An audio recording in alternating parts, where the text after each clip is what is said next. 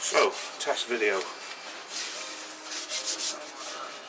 Using the Chestnut Buffing system to polish up this bowl. This bowl has been turned and sanded down to a finish of 400 grit, and it's been coated with a shellac sanding sealer. Had one go with the buffing wheel and then another coat of shellac put on it again, just to, because I want quite a glossy finish on this particular bowl. The wheel is mounted on an old precision combination chuck with the mandrel mounted inside that, and then I use a speed of about 15 to 1700 RPM for this.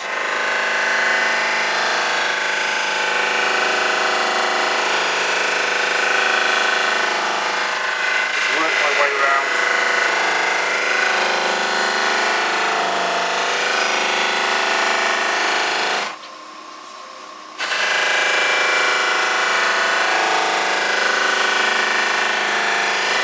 Fairly even pressure, not too hard. I don't want to actually rub through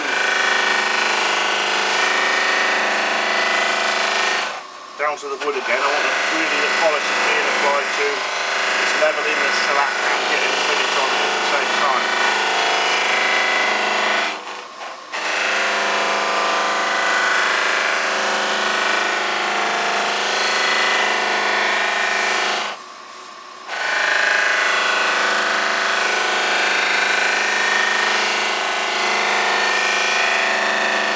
Does have quite a grab on the bowl. You need to maintain a good grip of the bowl, because what can happen if you're not careful and you've got too loose a grip is that the wheel will actually snatch the bowl out of your hand, at which point of course it flies around the shed or your workshop, it smacks into the lathe bed and you end up with a bowl covered in dents and marks that you certainly didn't intend when you were making it.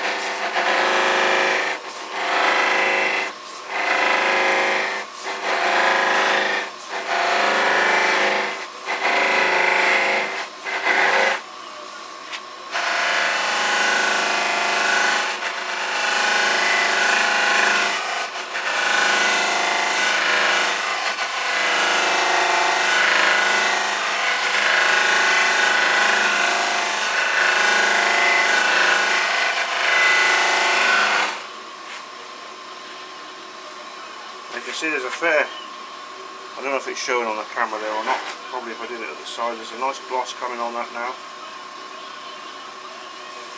Now this is a wide enough bowl to be able to actually fit the wheel inside, which means that I can accomplish most of the internal polishing using the large wheel. Again, you have to be very, very careful with this, because doing the inside, even more of a risk of the wheel snatching the bowl from your hands. I tend to concentrate on this sector here, being in contact with the bowl,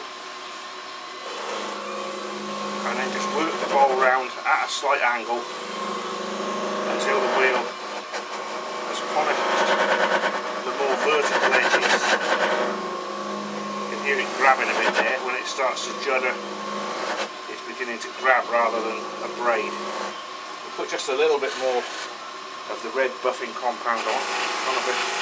You only need a touch, especially with these light coloured woods, because if you've got any irregularities in the wood, they will pick that red up. Now, having done the edges, I can now work around more towards the centre.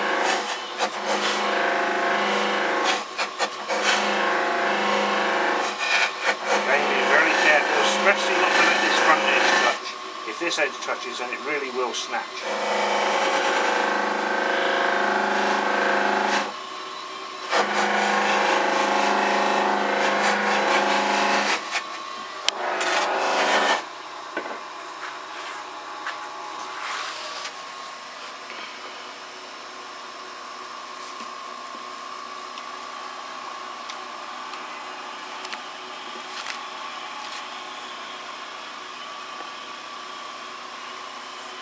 That's good, the camera just rolled completely vertical.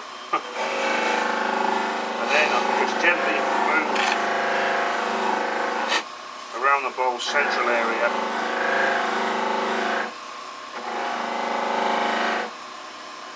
And a good gloss has come up on that. Then I do the edge again,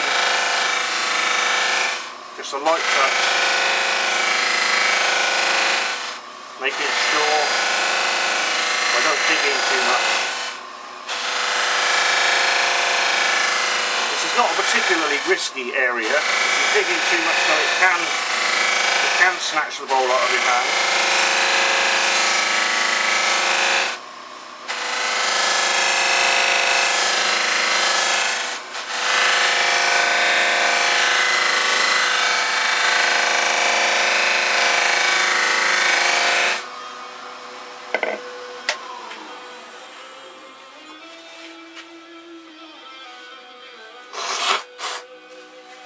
So that's the first wheel.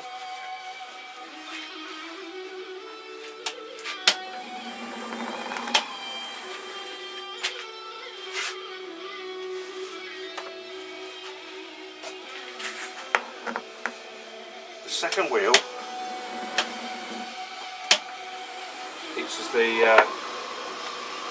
uses the diamond white compound. Again, just a light dressing of that. I'll do the inside first.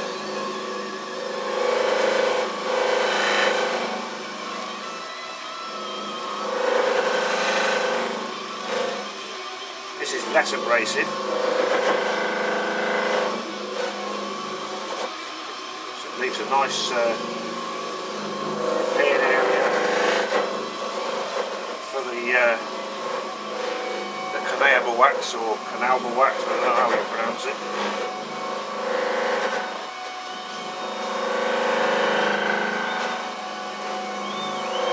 And that gets put on, of course, with the third wheel.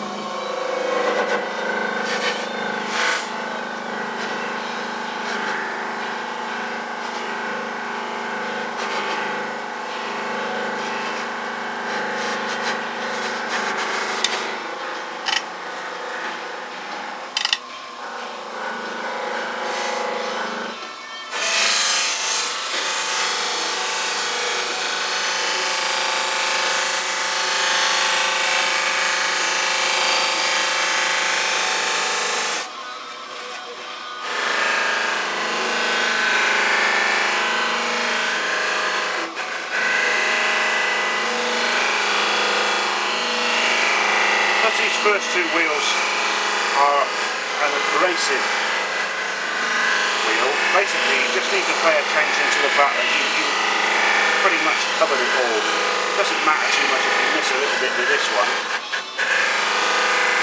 It's more important with the first wheel because that does most of the work.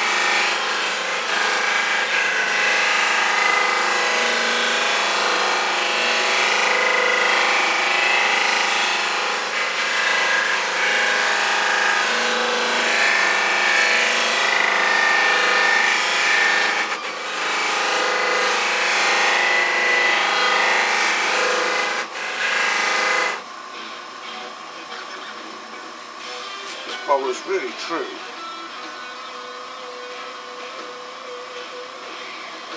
Or is it? Maybe it isn't, maybe it isn't.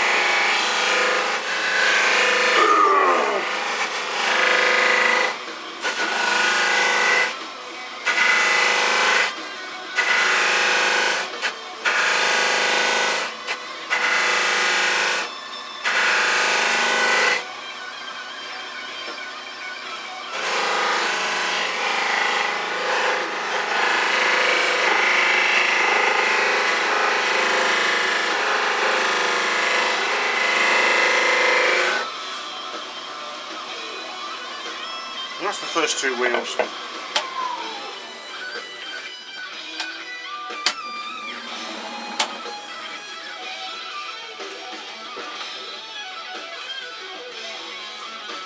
That's number 3 wheel in the Chestnut wheel series, and this is the one that applies the wax finish. You can use the very hard canable wax that Chestnut provides, or you can use these Liberon sticks as well, which are quite good. They're a little softer. I find that the Liberon is a little bit easy to move around. If you get a bump or anything, you can sort of buff it out a little easier. So that's what I'll be using on here, and I tend to use the wax a little faster, around about 1700. Not too much, because if you put too much on, it will build up very quickly, and it makes it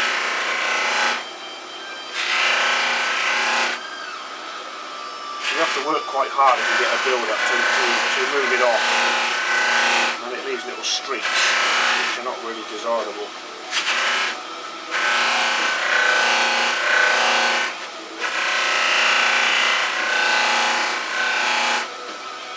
Quite a light pressure.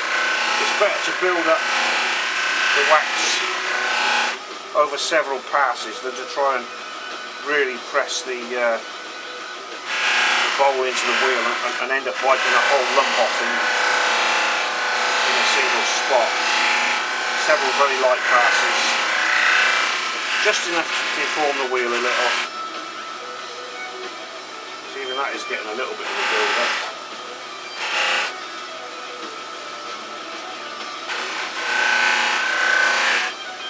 Just build this initial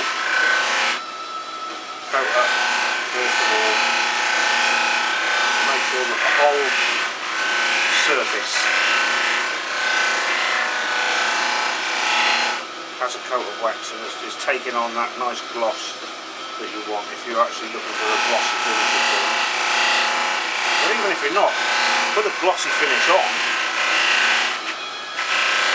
and then either remount the bowl or go over it with a very fine knife web just to cut it back to a satin finish, but you will at least have put a very good protective cover over the timber with the hard wax.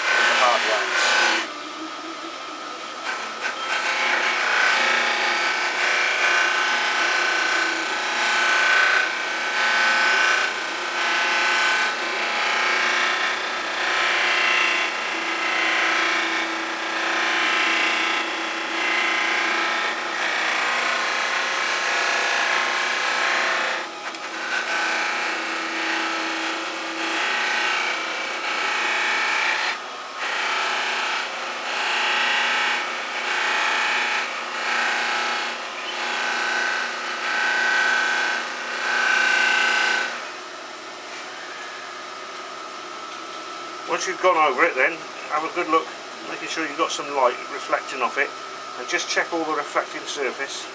Make sure you haven't got no bare matte patches anywhere, that you've actually given it a nice even coat. Some of it might look a little bit less shiny than others. If so, just give a very light touch again, and it should just lift it up.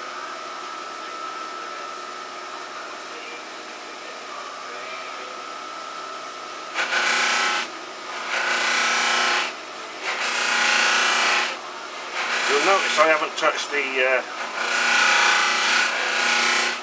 part here, because it would snatch if I tried to polish that with these big wheels. I'm going to use a dome wheel for that, but also I've got a little logo that I put inside here. I did it with a permanent marker, and unfortunately some shellac got on it and it's smeared it, so I'm going to have to cut that out and redo it, so I'll do that later. I do believe in polishing all of the bowl, including the inside of the dovetail if possible, because I think it looks so much better than having an unfinished piece.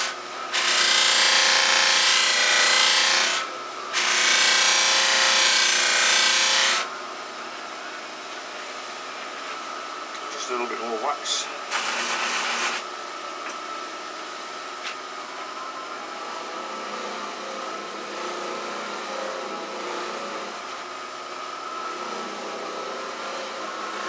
Much less grabby wheel than the others, but don't let that fool you into slackening your grip, because the finishing wheel is the one that I've had most of my fly-offs with, because you tend to hold it a bit looser because you're trying to be light. You don't want to be hard pressing it. So there's a moment's lapse of concentration and all of a sudden your bowl isn't as good as it was.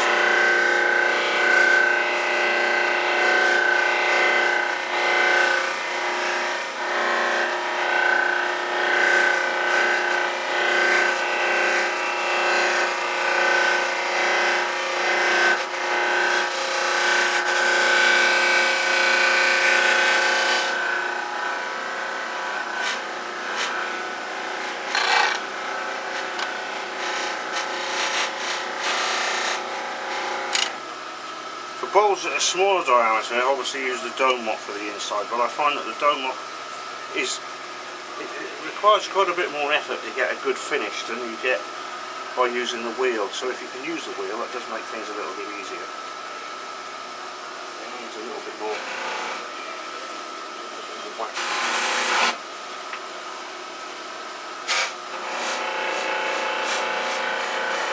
This actual curved section here is quite hard to get at really, so you have to pay particular attention to that. It's where you're most likely to find unpolished areas on the inside of the bowl. Even if you're using the dome, I find that's quite a difficult area to get right. You have to pay a bit more of extra attention to that.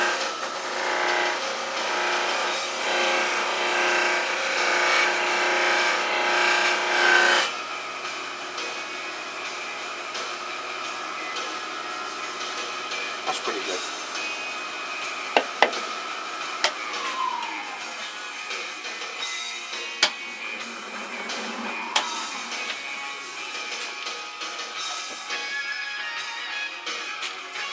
So you can see the old businesses in combination with the 20mm collet in there. Can't remember what that was called actually, but it worked fine for this. Sometimes I need to recenter it using the lathe center because it will go a bit off and wobble. But it does fine for this job.